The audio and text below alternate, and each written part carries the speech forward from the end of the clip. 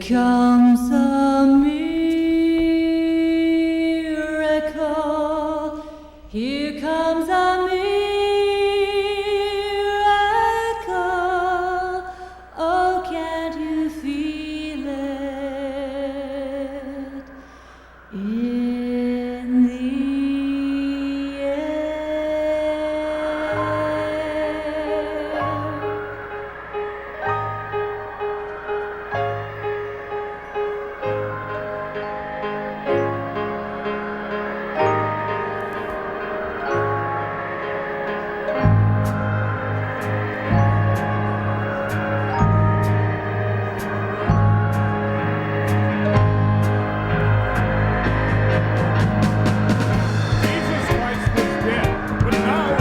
Christ was dead, but now he is alive.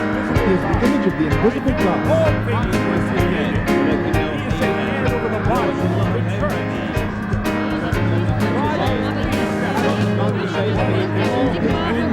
Ісус Христос умер, но сейчас Он жив.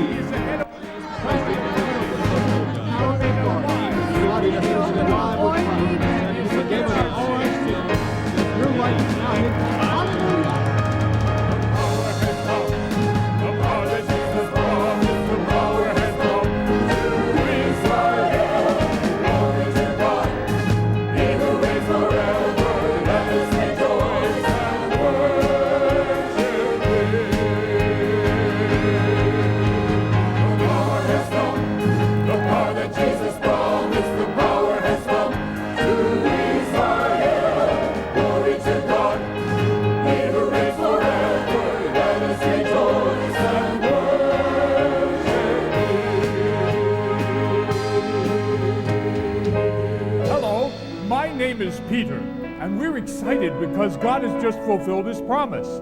Before he left us, he said he would send us his power, and that's exactly what he did.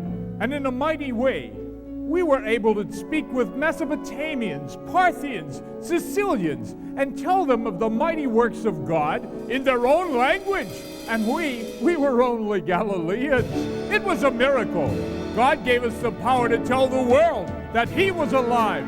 And it's not by coincidence that you're here this afternoon. Power, yes, he's in power. Power from glory into our lives, that we might share.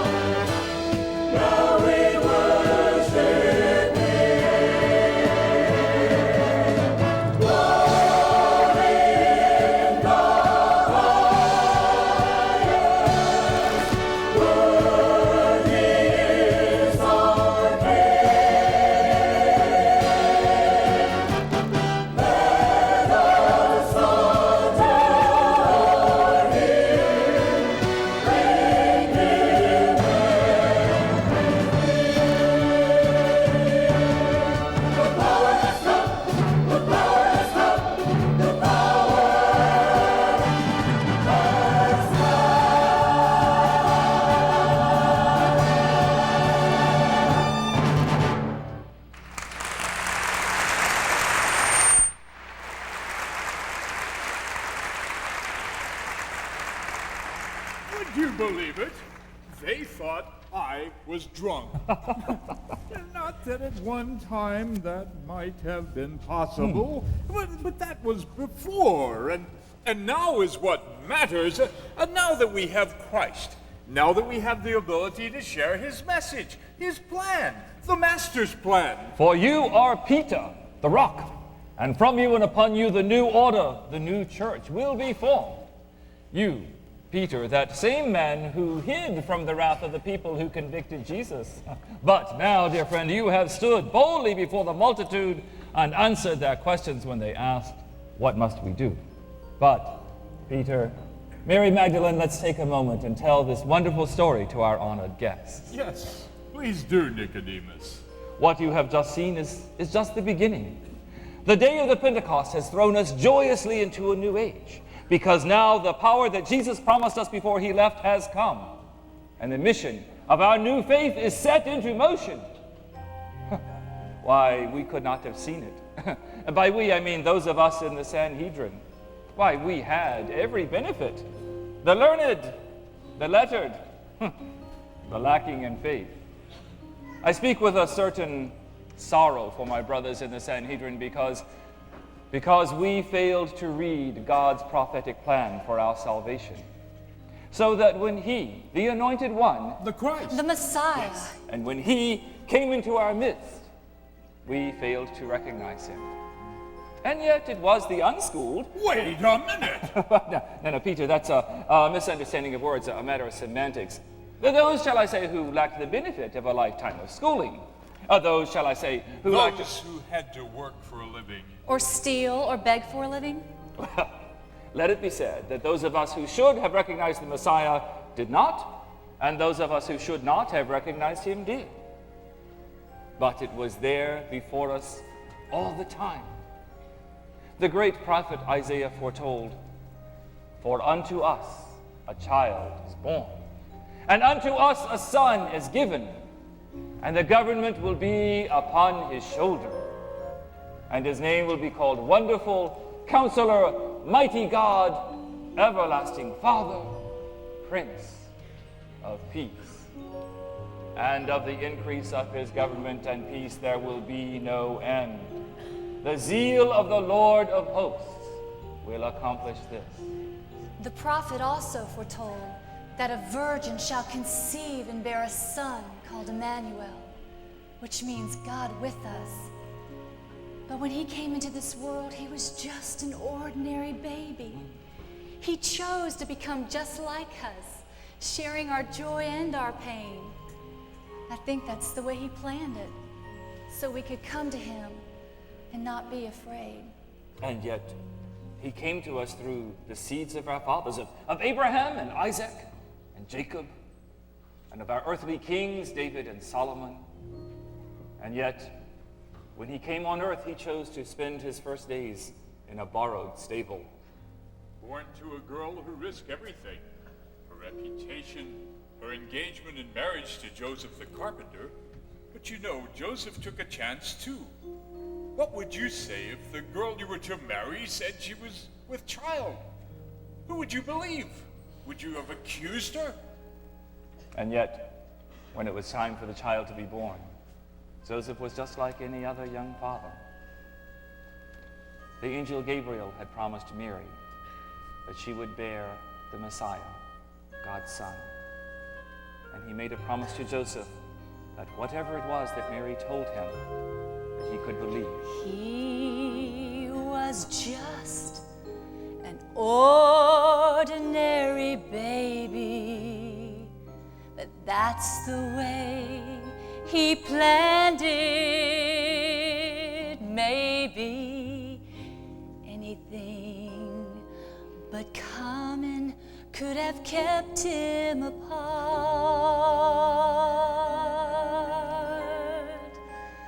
from the children that he came to rescue.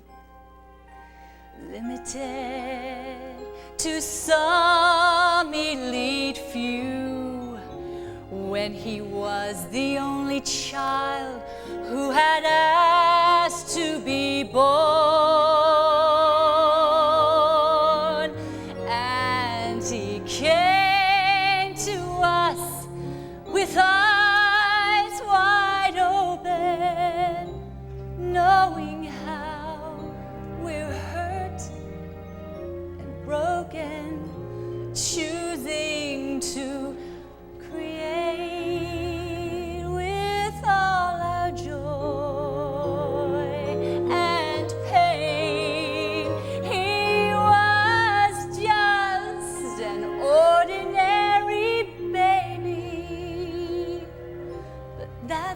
way he planned it, maybe so that we would come to him and not be afraid. He was just an ordinary baby. That's the way he planned it, maybe so that we could come to him and not be afraid.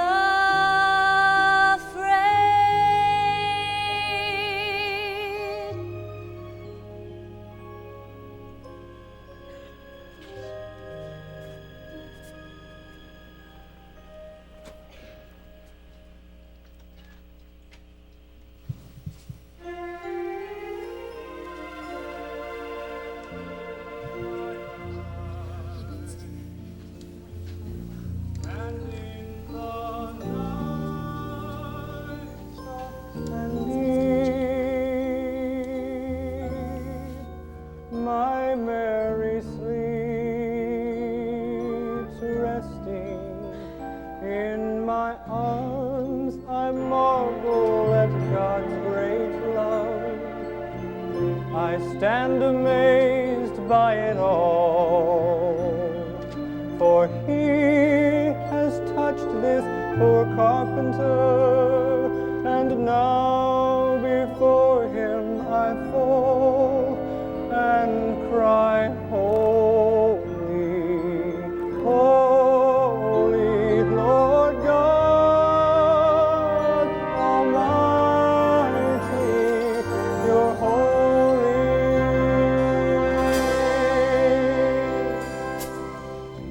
Something's happening, she stirs from her sleep. With one look he knows the time is almost near, and all the world awaits silently now for the promise of the Father to appear.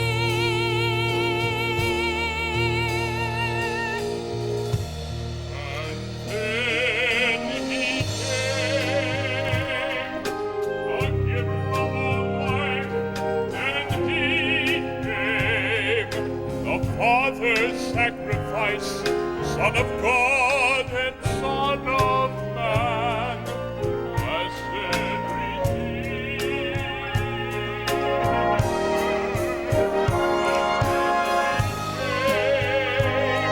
The mighty King of Kings, then he came, the Lord of everything. He has come to make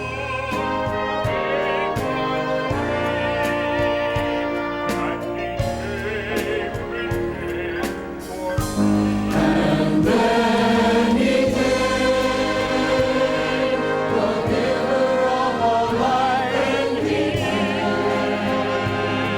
The Father's sacrifice,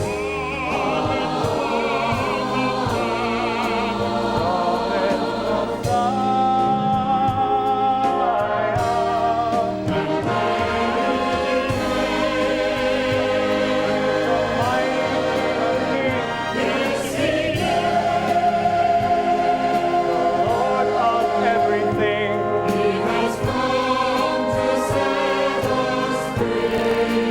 And he came for me. And I call his name, Jesus Emmanuel. God is with us, and I call his name, Jesus, for he shall save his people from their sins. He shall save his people from their sins. His name is Jesus.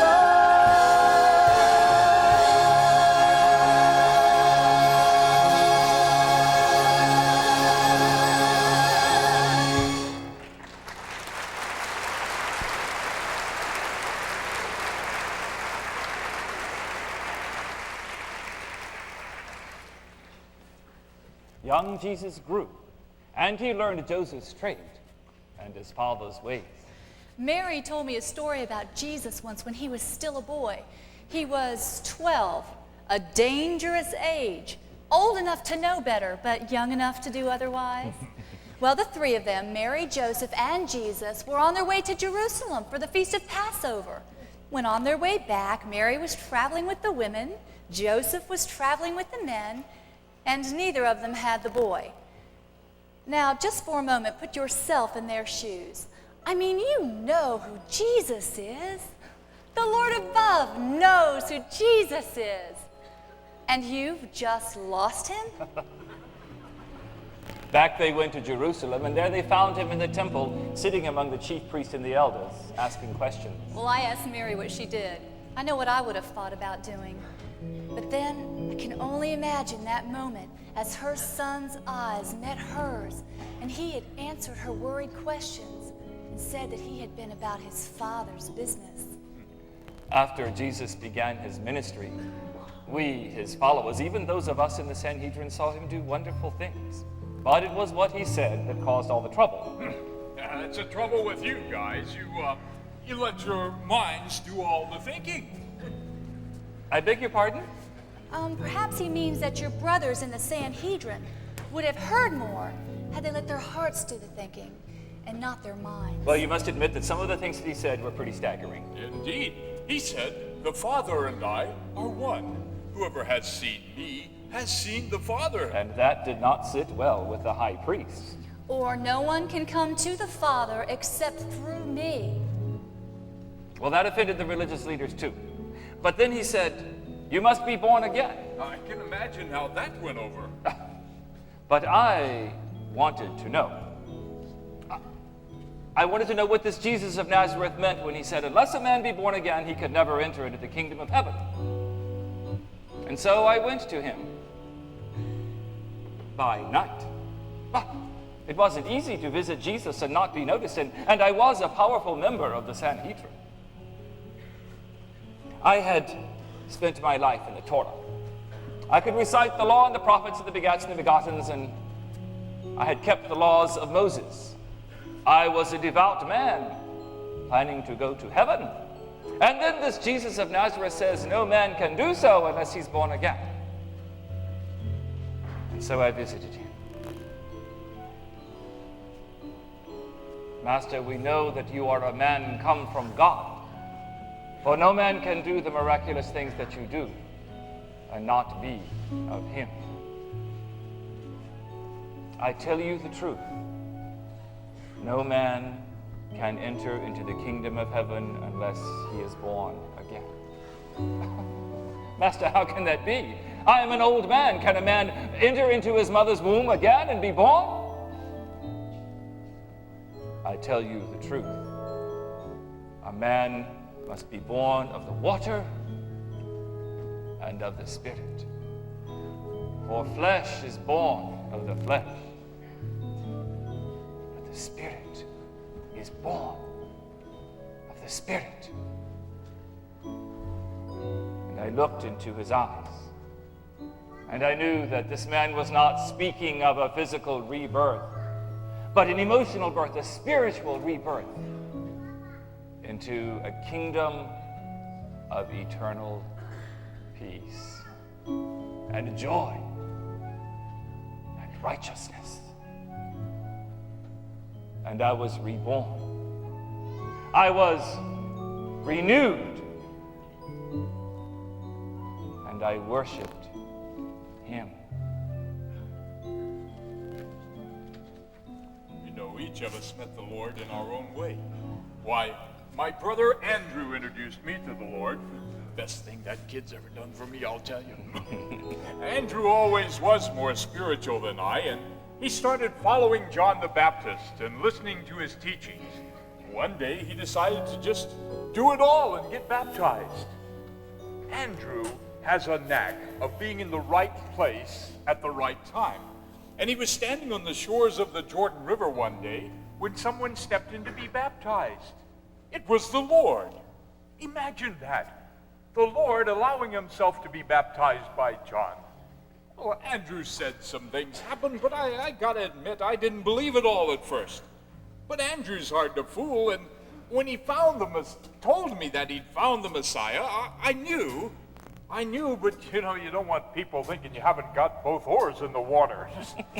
So I waited. I waited till Jesus came to me while I was fishing. And then I knew I'd never be the same again. It seems like only yesterday when Jesus started choosing men to follow him. My brother Andrew and I were the very first.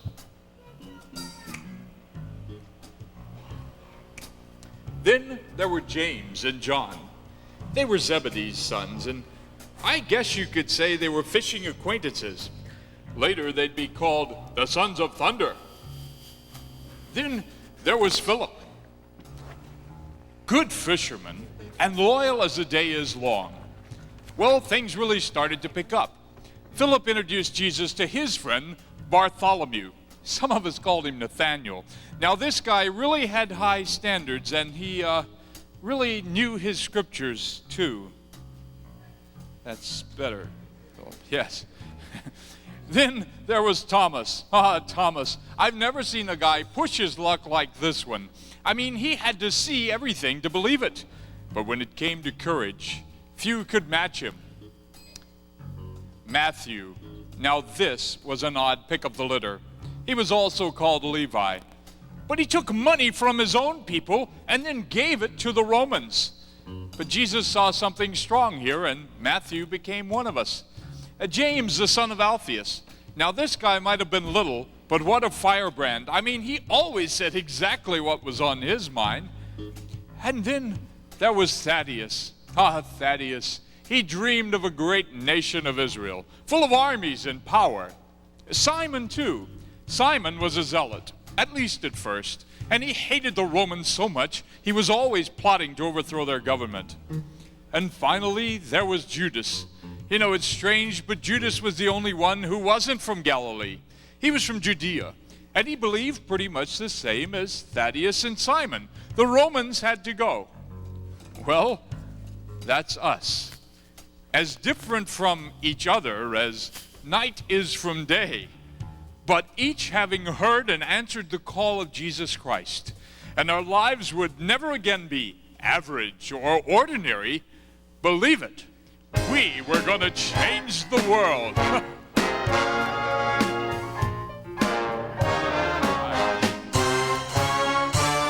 Nothing ever happens here in Galilee. You just follow in the footsteps of your family. Be a fisherman like people say you're meant to be. Go down to the boat, throw the net in the sea. Take your turn At the oar, Hoist the sail! mend the net, clean the fish, cut the bait. Yada-dum, yada-dee. Oh, nothing ever happens to me. Nothing ever happens to me anymore. Every day's exactly like the day before. You're just waiting, but you don't know what you're waiting for. You know in your soul that there's got to be more. Oh, nothing ever happens to me. Then Jesus came, and all of our lives were changed.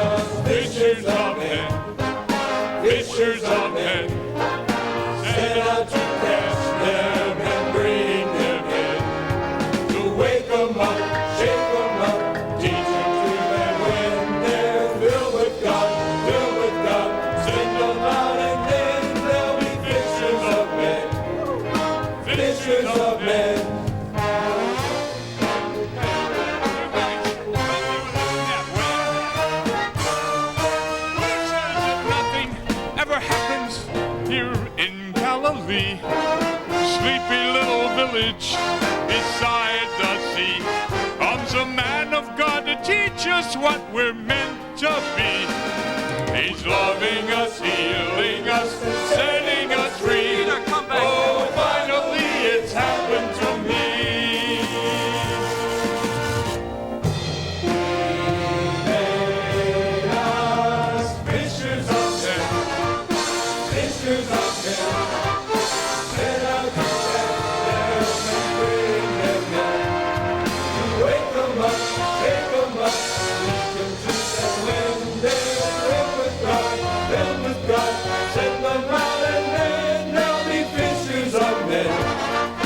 Fishers of men, set out to catch them and bring them in. You wake them up, take them up, teach them truth, and when they're filled with God, send them out and then they'll be fishers of, fishers of, fishers of, fishers of, fishers of, fishers of men.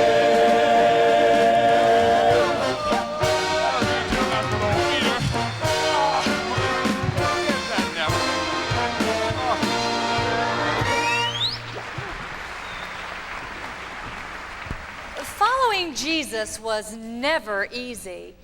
I sometimes wondered how many of us would have thought to say, "Here I am, Lord," had he told us what to expect, what we might be asked to give up. But I guess ignorance, if not bliss, is at least a blessing.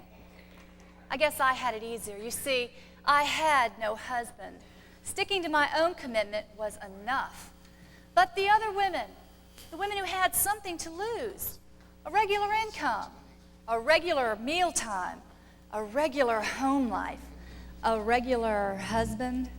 But these women.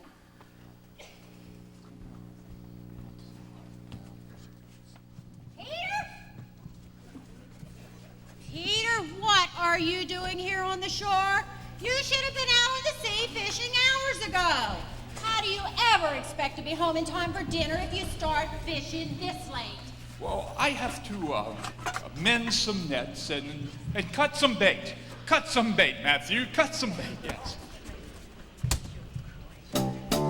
Wash and scrub and cook and sew. It seems that's all I ever do. Just wash and scrub and cook and sew. A woman's day is never through.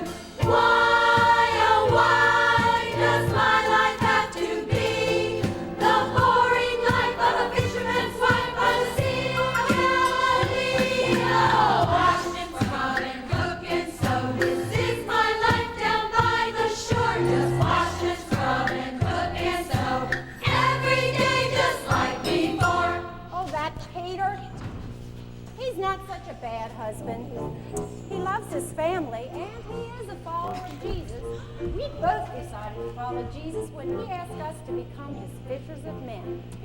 But sometimes Peter has a problem getting on with what needs to be done. Whenever I ask him to help me, he mumbles something about having to mend the nets or repair the oars or whatever's on his mind at the time. He thinks he's such a big, strong leader with his fishing buddies, but there's still a lot of boy in him. I know exactly what you mean. My husband is exactly the same way. Every day, he either goes out to the sea or goes to the marketplace where he just sits and talks about politics and religion all day long. Men, they are all the same. Yes. They get to do whatever they want. And we get stuck with the dirty work. Right. You are right. Life is not fair. No, it's not. So your daughter's wedding day's almost here. You must be very happy. Happy? I'm happy? No, her father's happy that she's marrying that fisherman. Good, solid stock, he says. Salt of the earth, he says. Life filled with hardship and misery, I say. Yes, that's what we say. Why don't you talk her out of it? Tell her how hard it is to be a wife and mother. And remind her that these fishermen always want lots of kids.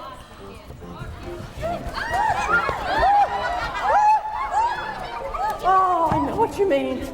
Ooh. Don't talk her out of it right now. She'll soon be so lovesick you'll never be able to reason with her. You are absolutely right. Watch this. Daughter, dear, we need to talk. It's about your marriage. Sweetie, are you sure you know what you're doing?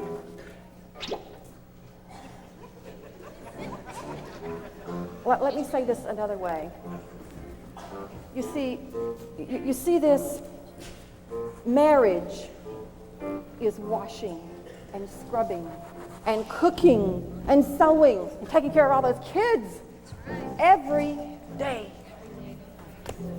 And you know how, as well as I know, that I could hardly get you to bake the bread most days. You are simply too young to be married. But Mama, when you married Father, you were just 12 years old. I'm almost 12. You just never mind that. You just never mind. Just take a look at that fisherman. No, don't take a look at that fish. Look at me. Let me explain something. This man is poor. What's worse, he's simple. And worse than that, he stinks. Believe me, my wonderful daughter, you can do better than a Galilean fisherman. If you marry him, do you know what's going to happen? All you will have to eat is bread and fish and fish and bread. But Mama, And your house will always smell like fish.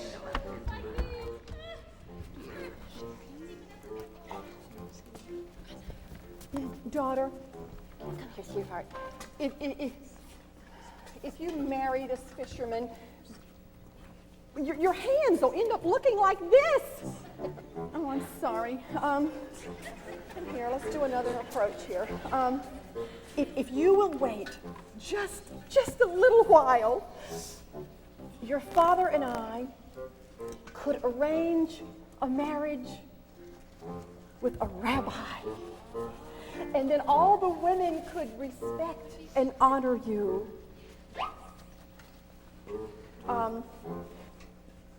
We could marry you to a scribe, and then all your sons could be teachers.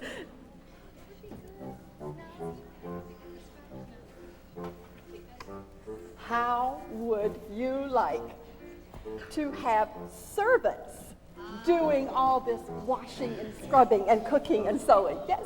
Well, if you would like servants, then we could marry you to a tax collector.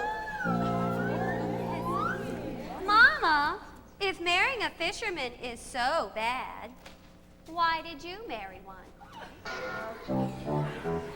Just never mind about fishermen. Look at you, darling. You are just too young to be a mother. What's worse, I'm too young to be a grandmother. Mama, you had me when you were just 15 years old. We'll have a good life together. I'll wash and scrub and cook and sew for him. And I'll have his children. And he'll work on the boats to care for us, and we'll love each other. Besides, he is a follower of Jesus. That will make the difference. And Mama, Jesus is coming to bless our marriage. Oh, baby, I could never refuse you anything. Are you sure this is what you want? Oh, well, just go make your veil and marry your what's-his-name and Whatever makes you happy.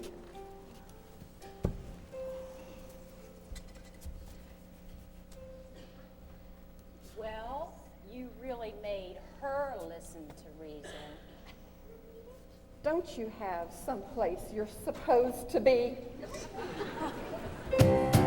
Wash and scrub and cook and sew. It seems that's all I ever do. Just wash and scrub and cook and sew. A woman's day is never through. Why, oh why can't my life offer more than lonely days without my man and waiting by the shore and waiting by the shore? Oh, it's just wash and scrub and cook and sew. This is my life down by the shore. Just wash and scrub and cook and sew. Every day just like before.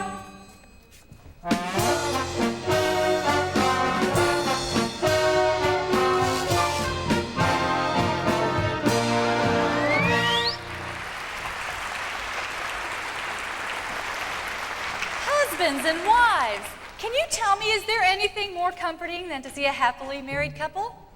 No, unless it's a newly married couple. At their wedding, one of Israel's most sacred And raucous solemn and riotous occasions. Oh, weddings. The Lord really loved to see people happy. He really loved to see people enjoying themselves. Indeed he did. My brothers in the Sanhedrin criticized him more often than once for consorting with, now how did they put it, sinners and drunkards. Well, that's where he knew there were hearts that could be found, that could be changed. But if you think changing a heart of stone into a heart of flesh is a miracle, my friends, listen to this.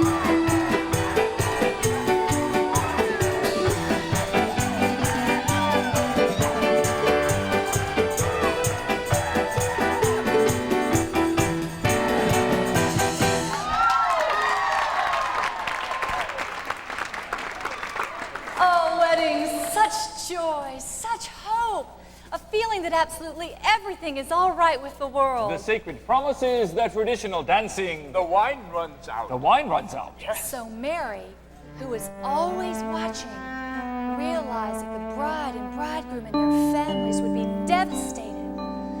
So she approaches her son and she said, "They have no more wine." Jesus answered her, "Dear woman, why do you involve me? My time has not yet come." Then she said to the servants, "Do whatever he tells you to do." Nearby stood stone jars, the kind used by Jews for ceremonial washing. Jesus told the servants to fill the stone jugs with water and then draw out from it and present it to the host.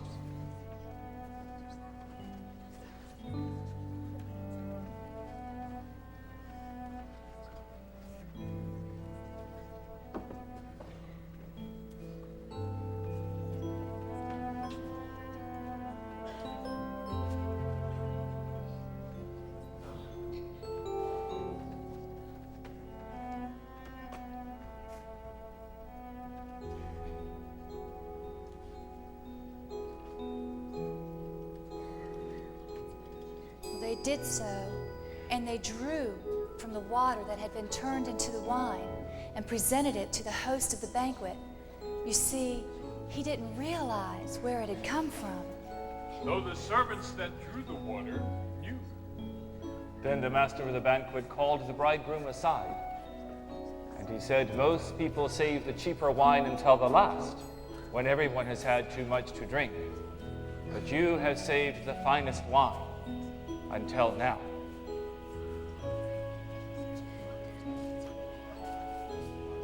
This was the first miracle that we saw Jesus do. But in the next few days, we would see such incredible things that we knew he had to be the Son of God. Why, he healed the sick, he cast out demons. But sometimes receiving required giving, and faith that was as simple and uncluttered as a child's. Everywhere we went, we found people ready and willing to accept Christ's message. And I think that their faith increased our faith, don't you? And the healings that we saw him do. We've seen a blind man receive his sight, a crippled man made to walk, a woman's blood by touch was cleansed, a dumb man began to talk, he healed a servant boy, And cleansed a leper of his stain. and we have come to realize the power in his name. Miracles of Jesus, it's God's power revealed to man. The miracles of Jesus, fulfilling the Master's plan.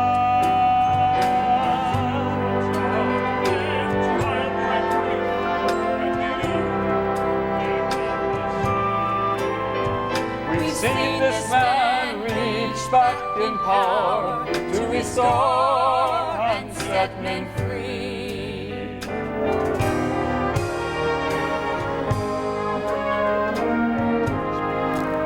We've watched him heal the many thousands and cause the dead to stand. And we've seen him speak to demons and watch them leave at his command.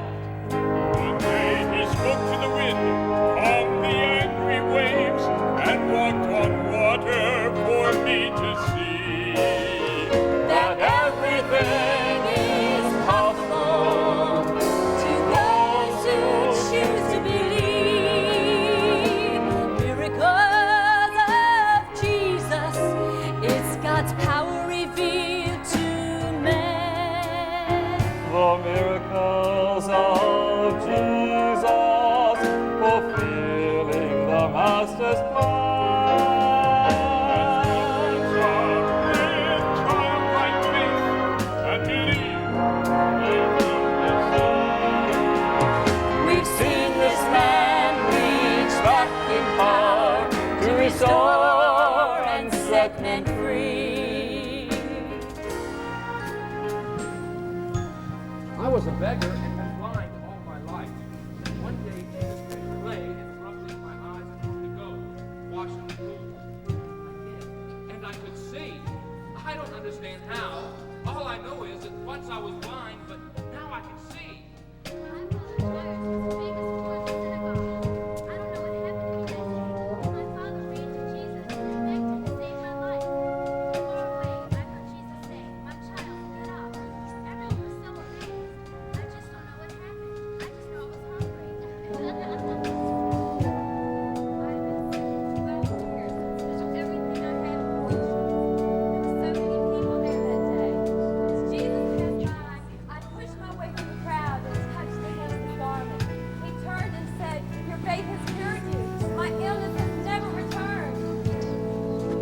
My brother Lazarus had been in the grave for 4 days. I told Jesus if he would simply speak the words, I knew my brother could live again. Jesus said, take away the stone.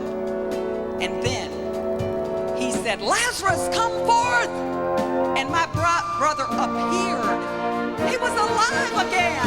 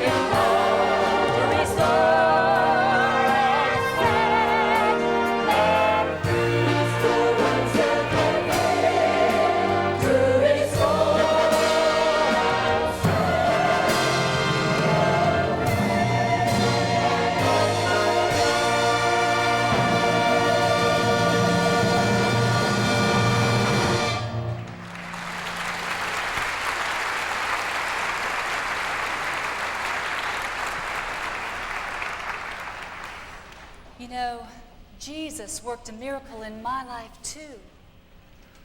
Oh, I was caught up in this unfeeling, cynical world, and I was just trying to make a living. Steal a little here, maybe beg a little there. But the real deceit came with that four-letter word, love. Whether you sell it on the street or give it away, or just barter it as an unfaithful wife, or just simply mouth the words, I love you. It's a lie. But while I was searching for love, I was pretending to love. And the pretense was pretty thin. But I made a living. You know, I guess some folks just get dealt the kind of things that make life and love so easy. Well, that just wasn't the case for me. You see, to me, love was something that was bought or sold, strictly business. And the stakes were high and dangerous. You see, the whole trick was not to get caught. Well, I got caught. And they dragged me naked out into the streets to be stoned for my sin. But I was relieved, you see. I knew the penalty. And even though I was scared, desperately afraid, in a small corner of my mind I thought, well, at least it's over. And then I found myself thrown in front of him. Not outside of town, not against some sun-baked wall, but in front of him.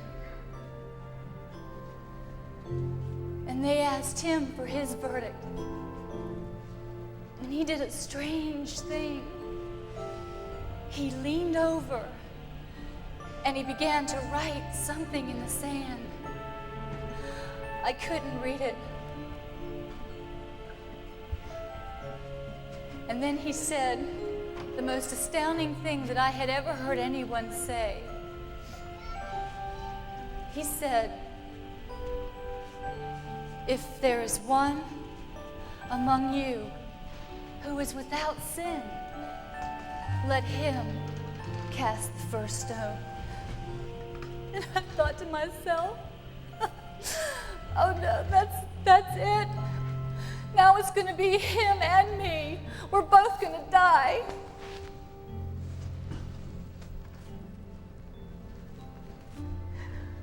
no. I could barely breathe. And then I heard something moving. And I turned.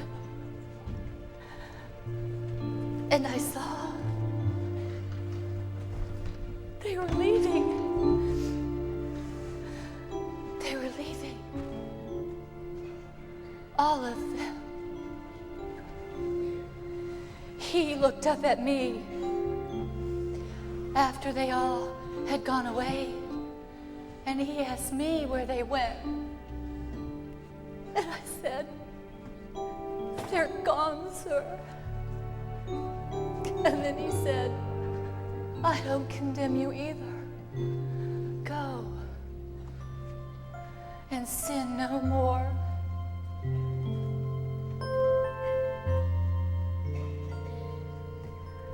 Three words. Sin no more. You know, if just once in my life someone had said to me, "Mary, don't do what you're doing," because they cared about me, I would have stopped.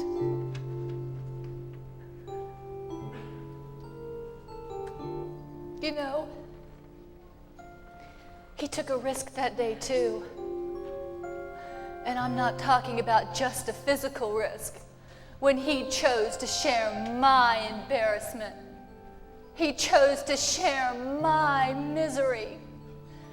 And he did it without any guarantees, because I could have just as easily turned and spit in his face.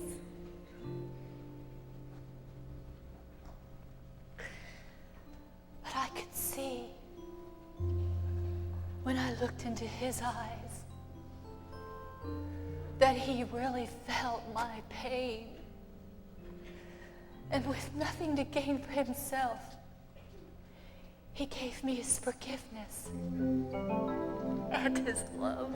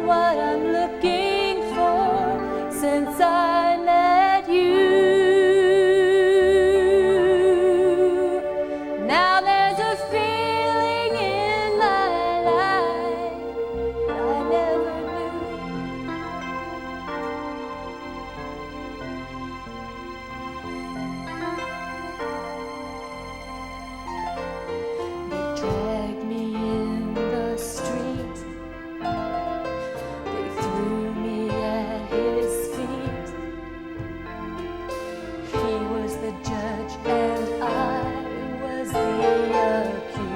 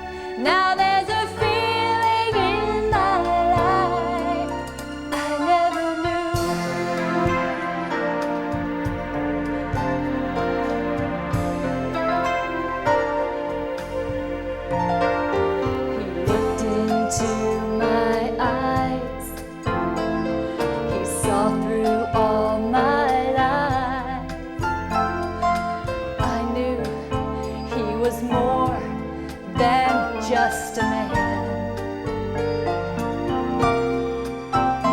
With compassion in his heart, he gave me a brand new start.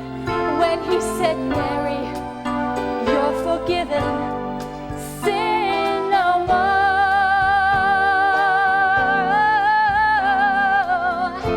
I never knew what it was like to be loved by anyone.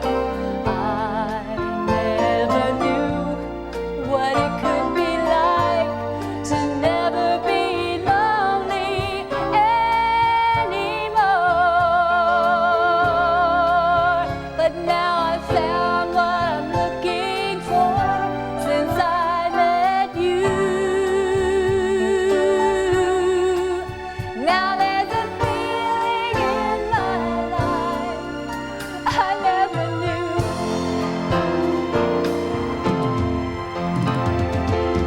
He filled my lonely heart with love, took all my guilt and shame. And ever since that day we met, I've never been the same, been the same. Oh, I never knew what it was like to be loved by anyone. I never knew what it could be like to never be lonely anymore. But now I've found what I'm looking for since I met you. And there's a feeling in my life I never knew.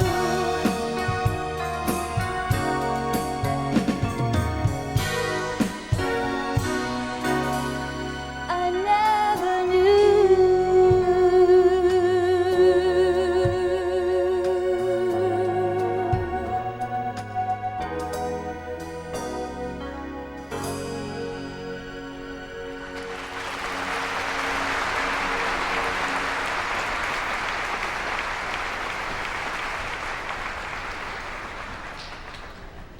News of what Jesus had done for Mary and his other miracles and teachings spread quickly throughout the land.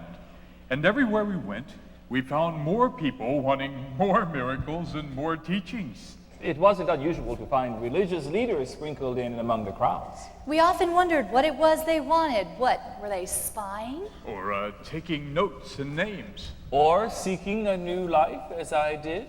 Well, the crowds were getting out of hand.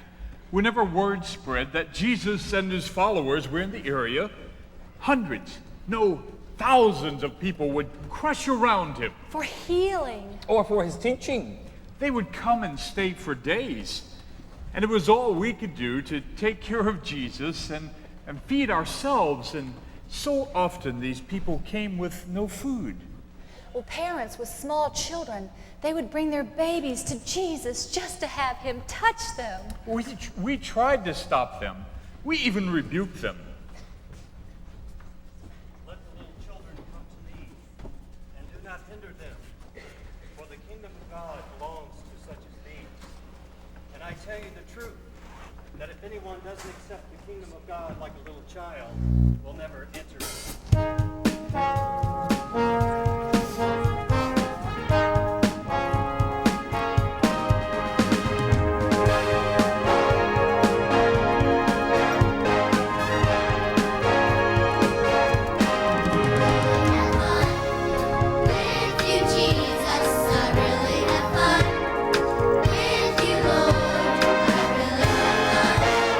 With you, Jesus, and all that I say.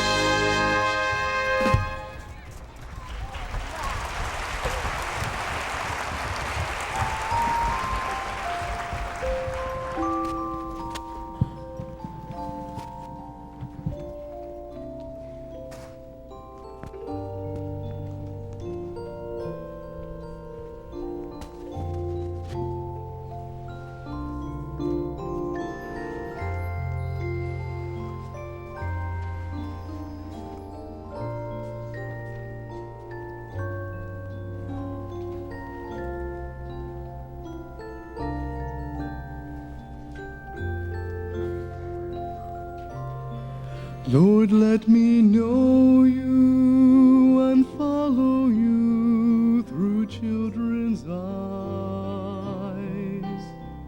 Let me trust you and serve you through children's eyes. Lord, I humble myself and ask for your help to know you and follow you through children's eyes. To know you and follow you through children's eyes.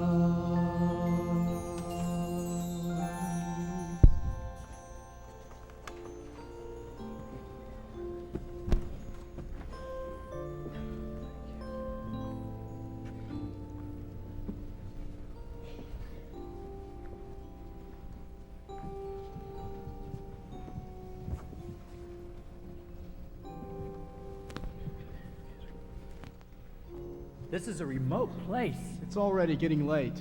Lord, send the people away to the villages and the countryside so they can buy food. You give them something to eat. But that would take 8 months of a man's wages. Are we to spend that much on bread and then give it to them to eat? Well, how many loaves do we have? Go and see.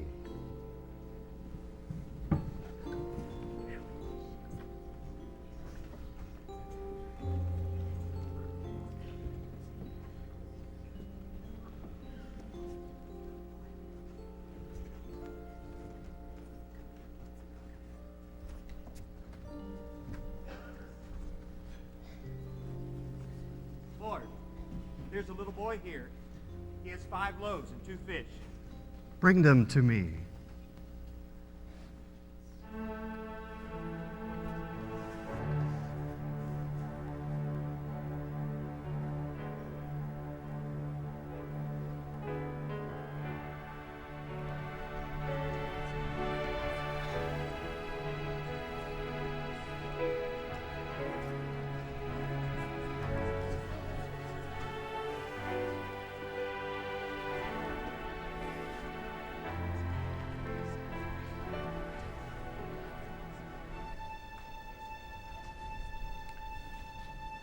Blessed are the poor in spirit, for theirs is the kingdom of God.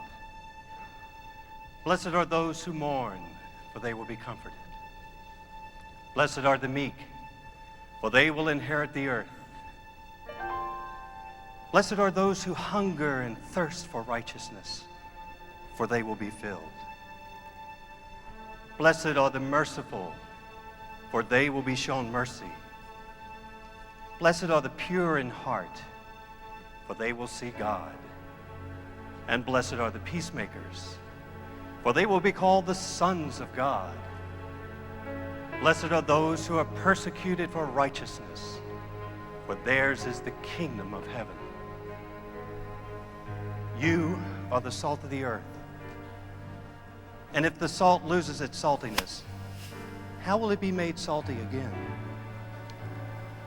You are the light of the world. A city on a hill cannot be hidden. Neither do people light a lamp and put it under a bowl. Instead, they place it on its stand, and it gives light to everyone in the house. You do the same. Let your light shine before men, that they may see your good deeds and praise our Father in heaven. Do not think that I have come to abolish the law of the prophets. I do not come to abolish them, but to fulfill them. You have heard it said, do not commit murder. But I say to you that anyone who is angry with his brother will be subject to judgment. You have also heard it said, do not commit adultery. But I say to you that when a man looks at a woman lustfully, he has already committed adultery with her in his own heart. You have heard it said, do not break your oath. But I say to you, do not swear at all, either by heaven or by earth. Simply let your yes be yes, and your no be no. You've heard it said, an eye for an eye and a tooth for a tooth. But I say, do not resist an evil person. If someone strikes you on the right cheek, turn to him the other also. Love your enemies and do good to those who persecute you. Do not store up for yourselves treasures on earth, where moth and rust destroy, and where thieves break in and steal. Instead, store up for yourselves treasures in heaven, for where your treasure is, there your heart is also. Ask and it will be given to you. Seek and you will find. Knock and the door will be open to you. For whoever asks receives, and he who seeks finds, and to him who knocks on the door, it will be opened. If a son asks you for a piece of bread, will you give him a stone? And if you ask him for a fish, or if he asks you for a fish, will you give him a snake? If you then who are evil know how to give good gifts, how much more will our Father in heaven give good gifts to those who ask him? So in everything, do unto others what you would have them to you. For this fulfills the law and the prophets.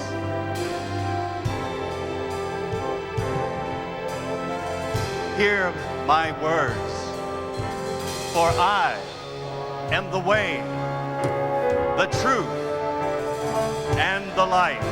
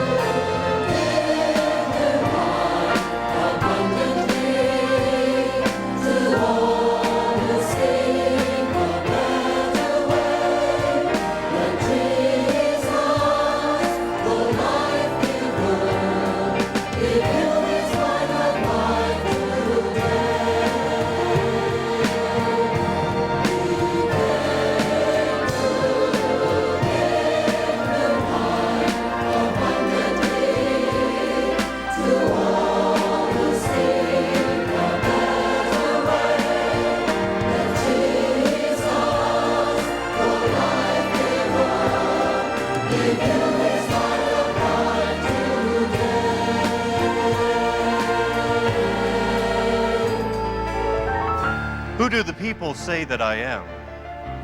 Some say that you're John the Baptist. Some say Elijah, and some Jeremiah. That I am. Lord, I know who you are, and I speak now and will forevermore.